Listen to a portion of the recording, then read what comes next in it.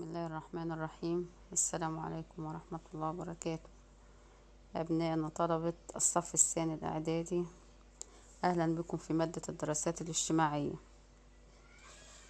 معكم مدرسة المادة الأستاذة فتحية علي، مدرسة البربة الكبرى الإعدادية. هنتكلم النهاردة إن شاء الله في الدرس الثاني من جغرافية الوطن العربي اللي هو تضاريس الوطن العربي. في الأول قبل ما نبدأ في الدرس هنتكلم وهنشوف يعني ايه تضاريس، وأكيد خدنا في الصف الأول الإعدادي المقصود بالتضاريس. التضاريس هي أشكال سطح الأرض المختلفة من مرتفعات ومنخفضات.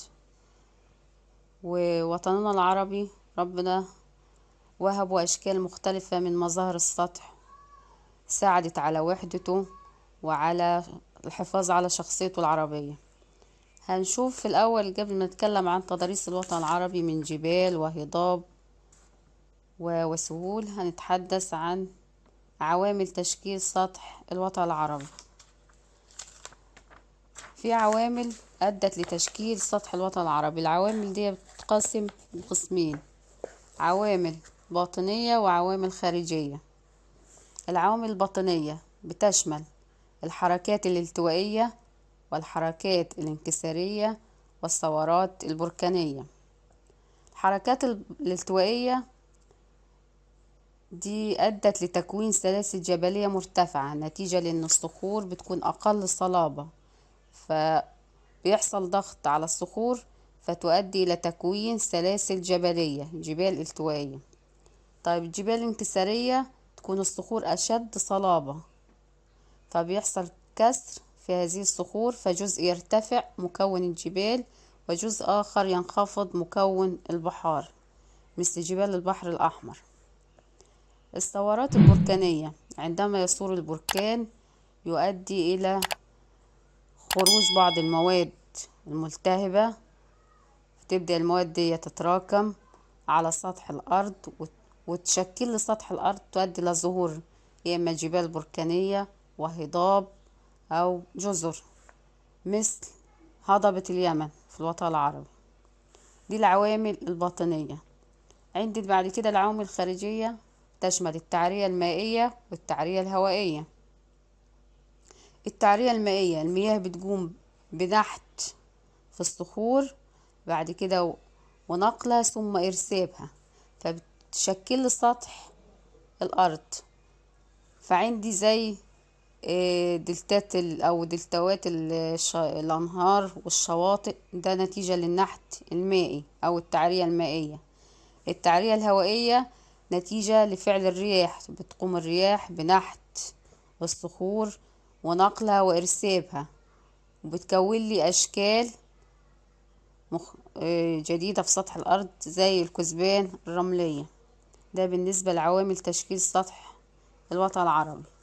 هنتكلم عن الجبال في الوطن العربي. الجبال في الوطن العربي تنقسم إلى جبال التوائية وجبال انكسارية. من أمثلة الجبال الالتوائية في الوطن العربي جبال كردستان وزاجرس في آسيا أو في الجناح الآسيوي، وجبال عمان وجبال أطلس في قارة أفريقيا. الجبال الانكسارية عندي جبال الشام وجبال البحر الأحمر. طيب عندي هنا أمثلة، نتكلم عن مثال من الجبال الالتوائية في الوطن العربي اللي هي جبال أطلس. وجبال أطلس تمتد من الغرب إلى الشرق في شمال أفريقيا في 3 دول، وهي المغرب والجزائر وتونس، وبتتكون من سلاسل جبلية وتنقسم إلى قسمين: أطلس التل في الشمال وأطلس الصحراء في الجنوب، وبتحصر بينها هضبة الشطوط. ده مثال على الجبال الالتوائية في الوطن العربي. يبقى اتكلمنا على مثال اللي هو جبال أطلس. الجبال الانكسارية هي الجبال التي نتجت عن حدوث انكسار في قشرة الأرض، زي ما قلنا بيحدث انكسار في الصخور اللي هي أشد صلابة، فجزء بيرتفع إلى أعلى مكون الجبال وجزء بينخفض مكون البحار. هلاقي عندي في الوطن العربي جبال البحر الأحمر على جانبي البحر الأحمر، في مصر والسودان في الجناح الأفريقي تعرف باسم جبال البحر الأحمر. في الجناح الآسيوي في شبه الجزيرة العربية لها عدة مسميات، من الشمال للجنوب جبال الحجاز، في الوسط جبال عسير، في الجنوب مرتفعات اليمن. ده بالنسبة لجبال البحر الأحمر اللي هي الجبال الانكسارية. أمثلة للجبال الانكسارية عند جبال الشام. جبال الشام تمتد على طول الساحل الشرقي للبحر المتوسط. هذه الجبال تحصر بينها مجموعة من السهول اللي كونتها الأنهار، عند نهر اللطاني في لبنان ونهر العاصي في سوريا. ده بالنسبة للجبال في الوطن العربي. ثانيا هضاب الوطن العربي. الهضاب زي ما قلنا احنا خدنا في السنوات السابقة تعريف الهضبة وتعريف الجبل، وقلنا ان الجبل عبارة عن أرض مرتفعة ولها قمة ويزيد ارتفاعها عن 1000 متر.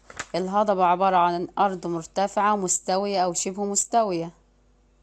طيب الهضاب الوطن العربي في الجناح الأفريقي عندي هضبة أفريقيا الشمالية. هضبة أفريقيا الشمالية دي تمتد من جبال البحر الأحمر شرقا إلى المحيط الأطلنطي غربا، ومن ساحل البحر المتوسط شمالا إلى وسط أفريقيا جنوبا. أهم ما يميز هذه الهضبة هو وجود هضبة الشطوط. ده بالنسبة للجناح الأفريقي. الجناح الآسيوي هلاقي عندي في شبه الجزيرة العربية هضبة بادية الشام في الشمال، وهضبة نجد في الوسط، وهضبة حضرموت في الجنوب. ده الهضاب. بتكلمنا عن الجبال، تكلمنا على الهضاب في الوطن العربي.